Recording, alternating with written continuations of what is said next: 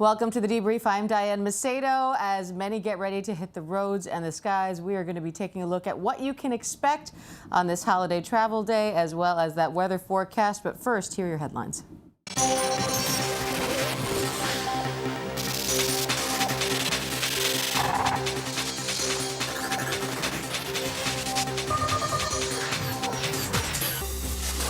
South Korean law enforcement official Kim Jong-yang is the new president of the international police organization Interpol.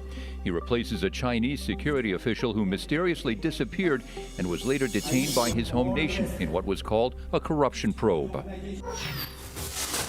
The death toll from the California wildfires has risen again. It's now at 84. The number of missing is a little under 900. The search teams will be given a certain area, and then they will go from property to property looking for any evidence of human remains.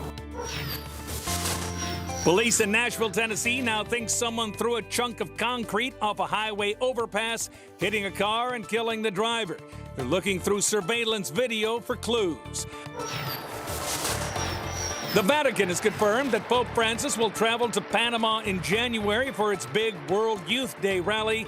He'll also spend time with juvenile delinquents and AIDS sufferers. The CDC says no one should eat any romaine lettuce at all after an E. coli outbreak. And it's the end of the run for Glamour magazine after 79 years. Publisher Condé Nast is ending the print edition starting in February.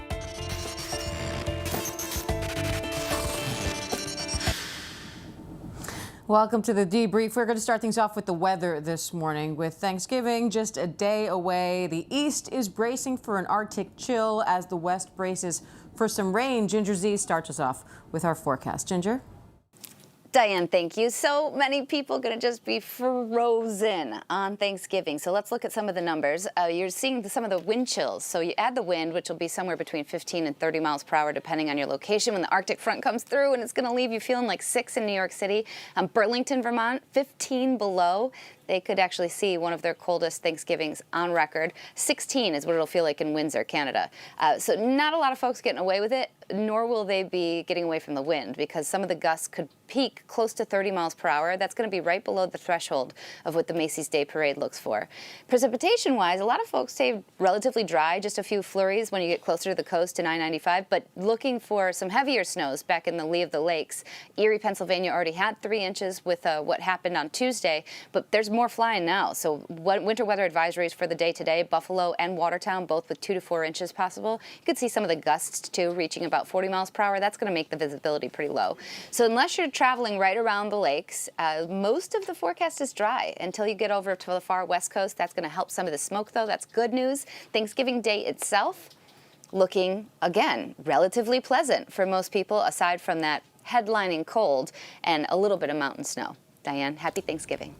Happy Thanksgiving to you. Ginger's got her turtleneck. She's all ready for that cold weather. And millions of people, of course, will be watching the weather very closely as they head out to try to get to their holiday destinations. That means the skies are going to be very busy. We have David Curley at Reagan International Airport, Megan Lopez at Denver International to let us know what we can expect at the airports. David, let's start things off with you. You know, this could be, they're saying, the busiest Thanksgiving ever. So how are the airports going to handle that?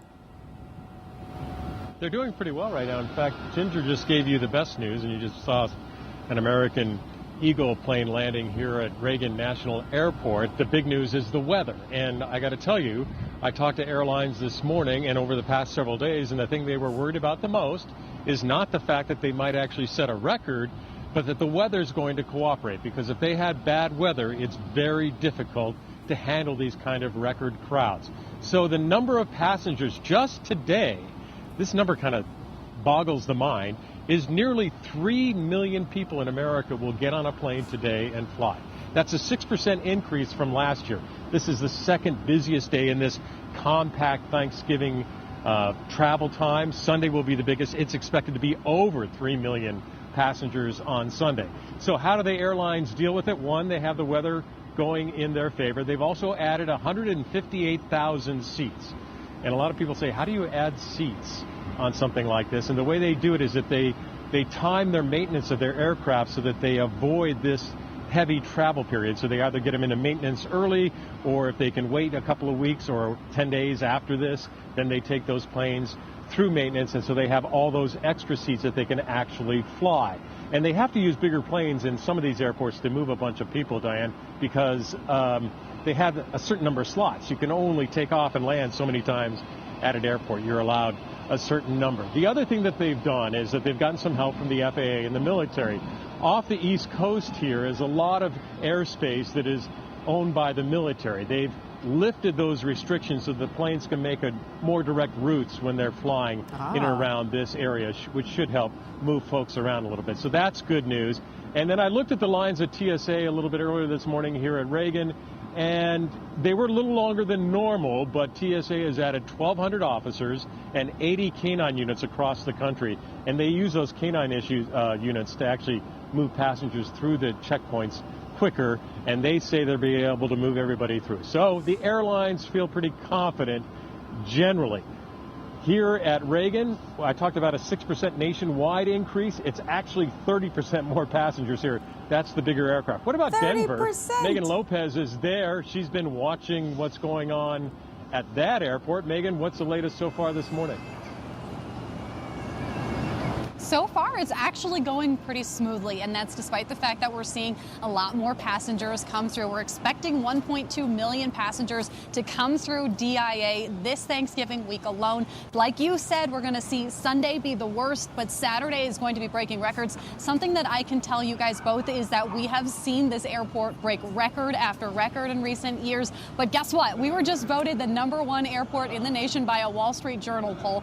Now, out here at the lines, they're not too bad right now, but they are expected to get worse. In just about an hour's time, we're actually expecting to see the worst that it could possibly be, or that they're expecting it to be. But so far, passengers that I've talked to said that they don't think that it's going to be that bad. Now, couple that and the chaos of all of the travelers that we've got right now with construction. DIA right now is undergoing a $650 million construction project. This entire area is going to be completely redone, and those security lines are not going to be there. They're going to be here where I'm standing. So people have to kind of navigate around all the construction chaos and the fact that there's so many travelers here, guys. Quite a few barriers, it sounds like.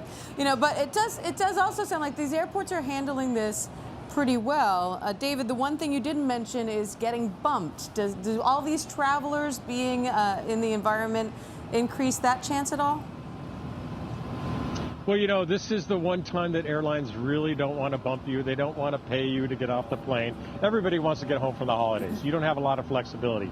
So what usually happens is the airlines overbook flights, and that's why some people get bumped occasionally. During a period like this, they don't overbook because they don't want to have to tell somebody, does somebody want to take money to get off a plane? So there shouldn't be much bumping going on at this point. And with flights moving and leaving and arriving on time because of the weather, there really shouldn't be a problem with that this time around. All right, lots of fingers crossed, I'm sure. David Curley and Megan Lopez, we appreciate it, guys. Thank you. Hope you get to your holiday destination safely and quickly. And now let's head over to KABC's chopper reporter, Scott Reif, who is keeping an eye on the roads for us, because, of course, it's not just the skies that are going to be busy. If you're driving, expect a lot of company. Scott, what are you seeing, and what do you think we can expect? Hey, good morning, folks. I'm Scott Reif at KBC TV in Los Angeles. And boy, right off the bat this morning, we have started out looking at heavy traffic, much heavier than normal. Here's a look at the Santa Monica Freeway, the 10, the westbound 10 through Mid-City. Now, you can tell if you're leaving LA, look at the westbound side. It's bumper to bumper, jammed up already at this early hour. If you're on the Santa Monica Freeway eastbound, it's not too bad. But that's the pattern that we are seeing here as you make that drive. All of the getaway commutes and the drive towards the airport, LAX, is just turning out to be tough.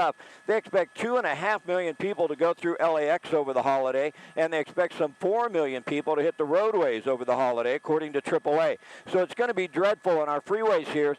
And then not only that, we're expecting some possible rain to come in right about the time we get our heaviest volume for the getaway drive around 2 o'clock this afternoon. So certainly a lot of things complicating the commute at this hour. It's going to be a tough one throughout the country. I think everybody realizes this is one of the heaviest traveled days of the year, so you do have to prepare for it and just try and be patient.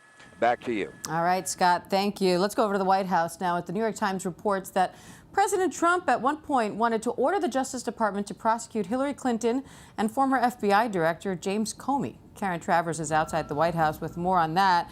Karen, any response from the White House so far to this report? I'm surprised we haven't seen a tweet from the president about Yeah. this, Diane, but the president certainly campaigned on this. This was something he has talked about since he took office, so not surprising that he tried to push this forward. But these details in the New York Times report that the White House counsel at the time, Don McGahn, had the legal team write a memo to give to the president to lay out why this would be very bad for him, why this could spark calls for impeachment, and this politically was a headache that they said he just could not take. So the White House, I think, will try and, perhaps not address this, but it is notable because there's been a lot of criticisms right now over the president pushing out the Attorney General, Jeff Sessions, bringing in Matt Whitaker now as the acting Attorney General, and a lot of questions about his authority and whether or not he is going to try and push forward more of the president's politically motivated decisions and the things he'd like to see done at the Justice Department. That was a big criticism from the president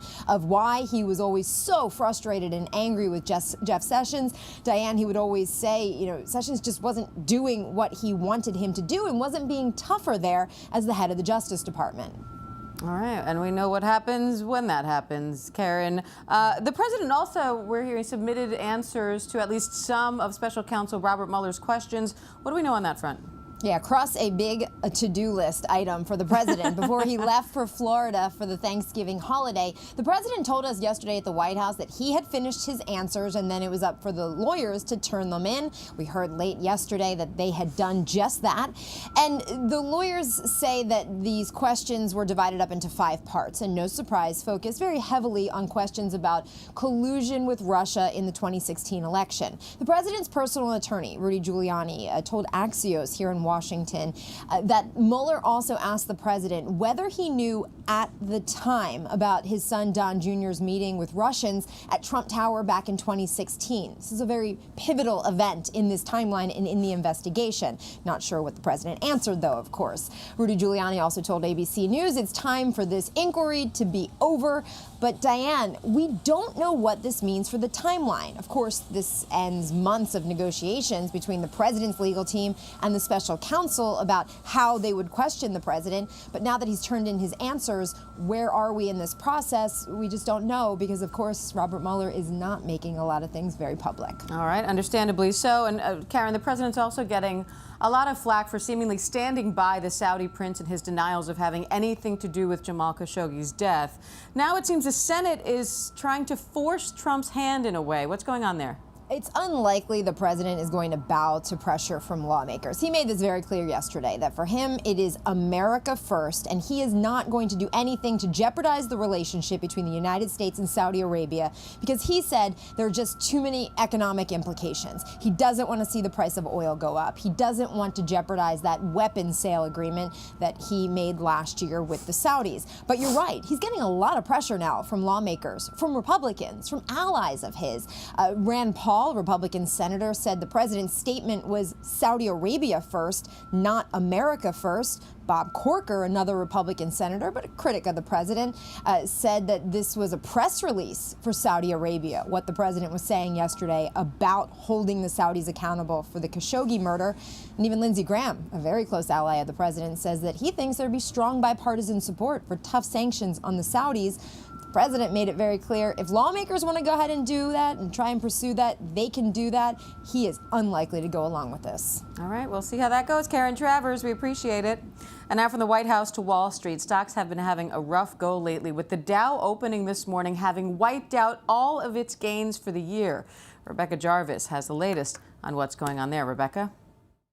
That's right, Diane. Stocks opened higher this morning, but they've had a rough go of it as of late, with the Dow falling more than 550 points yesterday, which means for a lot of people, those retirement savings accounts are back where they were at the end of 2017 because the gains for this year, 2018, have been wiped out.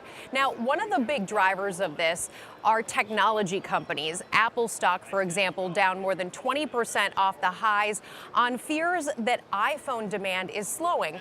And one of the things that's really driven this market over the last handful of years have been those technology companies, the Apples, the Amazons, the Netflixes of the world. They have been the high flyers. Now there's some of the stocks under the most pressure. And even if you've never bought a share of Apple stock, chances are it's in your retirement account. If you have a 401k or an IRA, it's one of the most widely held stocks inside of mutual funds and ETFs. So it's very likely in that 401k of yours. Another big factor here is interest rates. Interest rates are rising, and we've really been in this period for the last 10 years of rock bottom interest rates. Well, now, as interest rates go up, the cost of borrowing gets more expensive. That means businesses and consumers might spend less money going forward. That can also slow things down. And you also have the trade dispute with China. Those tariffs are still in place. There's no real end in sight at this point around that issue, and that too has driven some of the overall pessimistic sentiment. But you couple that with what's happening among U.S. consumers in the U.S. market. Keep in mind, here in the United States, about 70% of our economic growth comes from our behavior, how we as consumers do. Do we spend money? The unemployment rate, now the lowest since 1969. Wages are rising, and the holiday season is predicted to be one of the strongest on record. The average person expected to spend about $1,000 over the holidays. That's up 4% from last year. If it's a very positive holiday season, you could see some of that momentum spill over into the stock market and sentiment here as well. But interest rates are a really big thing. The Federal Reserve is predicted to hike rates again in December, and depending on what comes out of that meeting, that will very likely drive the overall sentiment here in markets going forward. Diane? All right, Rebecca. So it sounds like the holiday shopping season could have a big effect on the economy, and it unofficially, of course, kicks off on Friday. Becky Worley now has the news on how we can score the best bargains on Black Friday. Becky? Good morning, Diane. Shopping season is upon us. The new news: discounts come in the next 6 days. Those will be the best discounts of the season. We're not expecting fire sales as we get closer to Christmas. There's an inside baseball reason for that. Manufacturers saying the cost of goods is actually going up for them. Rising wages and the threat of tariffs, making it more expensive to make products. They won't eat into their margin to get rid of inventory close to the holiday season. We think these are going to be the best discounts. Another new aspect this year: no Toys R Us. Your options for buying toys in store are limited. Research from a firm called Criterio saying 78% of the shoppers who plan to shop in-store for toys are heading to Walmart and Target. That's good news for those retailers, but they just don't have the same amount of inventory that Toys R Us had. So you should anticipate going early for toys and picking the ones you want. If there's a must-have toy, get it sooner rather than later. So shopping go time, Diane. Get ready and shop. All right, Becky, I'm ready to go right after this newscast is over. But in the meantime, we have some important news for Cleveland. LeBron James is returning to his home city, this time as an opponent tonight with the Lakers. So question is, how will he be received? ESPN's Chiney Owumike has more on that. Chiney, what do you think? Does he get cheers or does he get boos?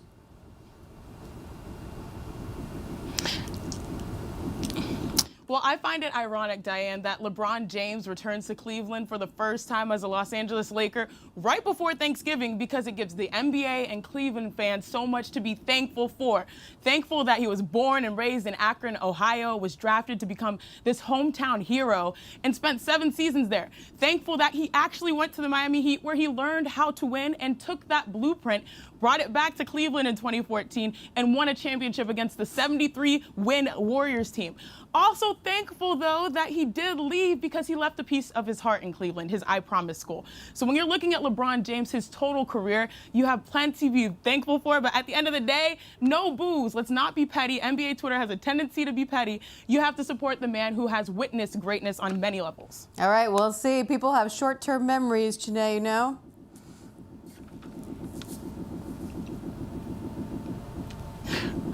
I hope so. I really do hope so. I do have the Cavs winning, definitely. Oh, you've got the Cavs. All right, there we go. We've got the prediction for you. Chiney Owumike, we appreciate it. Thanks. And sticking with sports, we have to go to the world of golf now. Tiger Woods and Phil Mickelson will be matching up in an unprecedented one-on-one showdown with $9 million on the line. ESPN's Michael Collins has more on this. Michael, explain how this whole thing's supposed to work. Yeah, $9 million to the winner and nothing to the loser. It's too bad this didn't happen about 20 years ago when they weren't really good friends. But how this is going to work is it's winner take all and it's match play. So you win holes until there aren't any more holes to play, or if you're 5 holes up with only 4 holes to play, you win. But what's happening is the side bets. That's where the fun's going to come in. So what kind of side bets are they making at this point? What are we seeing? You know, ironically enough, one of the big side bets that was out there, they had to take off the board. And it was, how many holes before the first $50,000 plus bet is made on the side? Now, these bets are just between Phil and Tiger. And guess what? It's only Wednesday, the match is Friday, and they already have a bet on the first hole for $200,000. Phil Mickelson came out and said, I got $100,000 that said, I'm a birdie the first hole. There's nothing you can do. And Tiger went, yeah, well, let's double it. 200,000. You ain't birdieing the first hole. Just like that. So now there's all kinds of side prop bets you can make through Vegas on how many holes are going to be won, who's going to go up one first, who's going to win by how much at the end, all kinds of stuff. Tiger Woods is the overwhelming favorite going into this in almost every bet out there. All right, but if you look at the trash talking, Phil Mickelson clearly doesn't think so. They sat down with Adrian Bankert this morning for Good Morning America, and it was hilarious. I just want to play a short clip of that. Oh, I'm sorry. We don't have that clip. But the two of them, as you said, are good friends. And so they've been having so much fun with this, going back and forth, talking about trying on each other's jackets and so on. And as you mentioned, clearly putting their money where their mouth is. So, Michael, now you're on the spot. What's your prediction? Who wins tonight? Well, here's what I'll tell you. When it comes to trash talking, Phil Mickelson, definitely the winner. And he has a lot of fun doing it. But when it comes to golf, Tiger has had that man's number. And believe me when I tell you, this match is probably going to be over early. I say Tiger wins 6-5. I think this match will be over 5-4. Tiger will win this on the 15th hole. But they're going to play it out to the 18th, I'm sure, because of all those fun side bets. All right. Well, we certainly want to see them play it out because they're fun to watch. Two living legends. Can't wait to see this showdown. Michael Collins, thanks so much for the fun report. We appreciate it. And that does it for us here at the Debrief. Remember, you can catch our headlines all day long at abcnews.com or at your ABC News app. For ABC News Live, I'm Diane Macedo. Thanks for watching, everyone. Safe travels.